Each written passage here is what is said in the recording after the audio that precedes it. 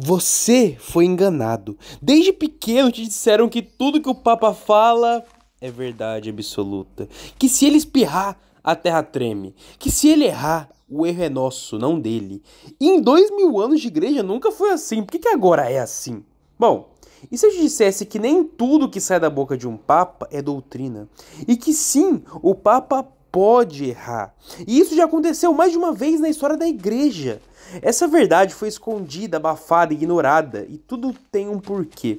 Bom, mas hoje chegou a hora de expor isso com a luz da fé, com a força da razão e com os testemunhos da própria tradição católica. E você vai ver por que isso é tão perigoso e precisa sim ser propagado. Bom, o Papa é infalível só quando não é. Tá confuso?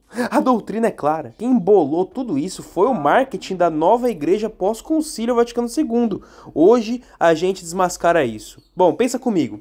Se você tivesse vivido lá no século IV, você teria visto o Papa Libério excomungar um santo. Sim, ele excomungou Santo Atanásio, o maior defensor da fé contra a heresia ariana. E detalhe, o povo ficou com o santo, não com o Papa. Mas o clero ficou com o Papa e negou o santo. Sabe por quê? Porque Santo Atanásio defendia o que a igreja sempre ensinou. Já o Papa Libério se dobrou à pressão dos imperadores e caiu no erro. Ou seja, quando o Papa erra contra a tradição, a obediência cega vira covardia. Como dizia São Roberto Bellarmino, doutor da igreja. Abre aspas. Assim é lícito resistir a um papa que ataca o corpo. É também lícito resistir a um papa que ataca as almas, que destrói o direito, que subverte a igreja. Fecha aspas. A verdade é uma só. O papa não está acima da fé, nem da doutrina, nem da tradição. Ele é servo da fé, da doutrina e da tradição. Bom, Cristo disse a Pedro, tu és Pedro, e sobre essa pedra edificarei a minha igreja, lá em Mateus 16:18. Mas também disse logo depois, quando Pedro tentou impedir a cruz, afasta-te de mim, Satanás, Mateus 16:23. Percebe? Pedro é a pedra quando está com Cristo, mas vira pedra de tropeço quando se afasta da verdade. E leva muitos com ele. Bom, a afabilidade papal existe sim, mas não é mágica. Nem se aplica a qualquer tweet, entrevista ou encíclica mal escrita. Segundo o Concílio Vaticano I, um papa só é infalível quando fala em ex-cátedra, com a intenção clara de definir dogma de fé e moral, obrigando toda a igreja. E isso aconteceu raríssimas vezes na história. Todo o resto pode conter erros, e já conteve. Então, antes de achar que criticar o Papa é rebeldia, lembra? Não é rebeldia defender o que a igreja sempre ensinou, é nossa função. Rebeldia é achar que a verdade pode mudar conforme o humor do Papa da vez.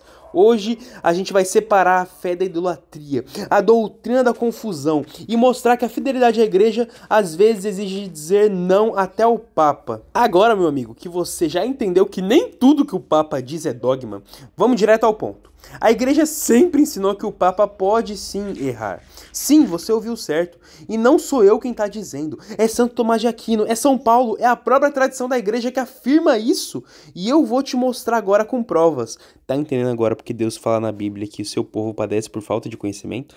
Bom, em Gálatas 2:11, São Paulo resiste a São Pedro face a face, porque ele estava sendo hipócrita ao agir de um jeito com os judeus e de outro com os gentios. Sabe o que isso significa? Que mesmo o primeiro papa da história pôde ser repreendido publicamente por errar em matéria de disciplina e escândalo. São Tomás de Aquino, o maior doutor da igreja, comenta esse episódio na Suma Teológica e diz o seguinte...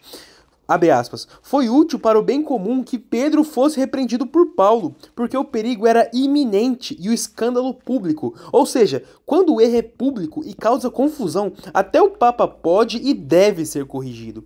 E a doutrina da infalibilidade? Calma, a infalibilidade papal foi definida apenas no Concílio Vaticano I, no século XIX. E sabe o que ela diz exatamente? Abre aspas, o Romano Pontífice, quando fala ex-cátedra, isso é...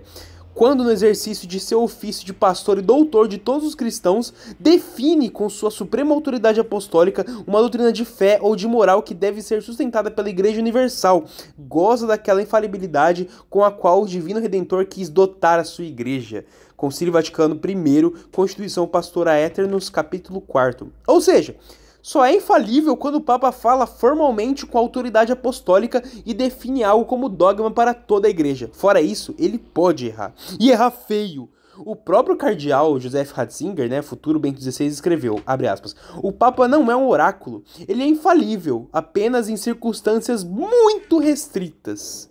Fecha aspas.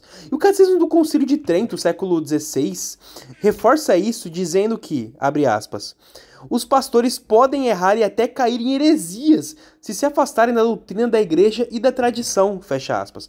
Na segunda carta a Timóteo 4:3, São Paulo já previa, virão tempos em que os homens não suportarão a sã doutrina, mas ao sabor de suas paixões cercar-se-ão de mestres que lhes façam cócegas nos ouvidos.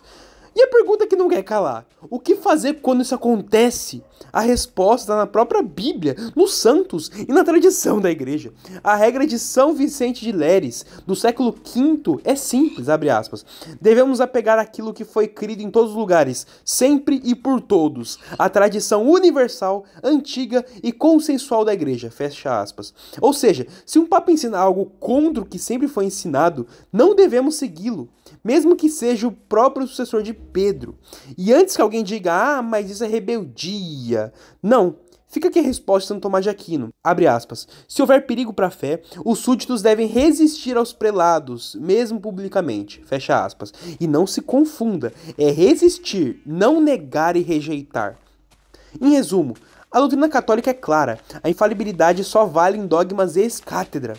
Fora disso, até o Papa pode errar. E o que a gente deve seguir? A tradição, os dogmas já definidos e a fé imutável da igreja que Cristo deixou para nós. Então, meu caro amigo, da próxima vez que alguém te olhar com aquele ar de superioridade e disser, você tá indo contra o Papa, cuidado com isso, você está sendo soberbo, hein? Manda um.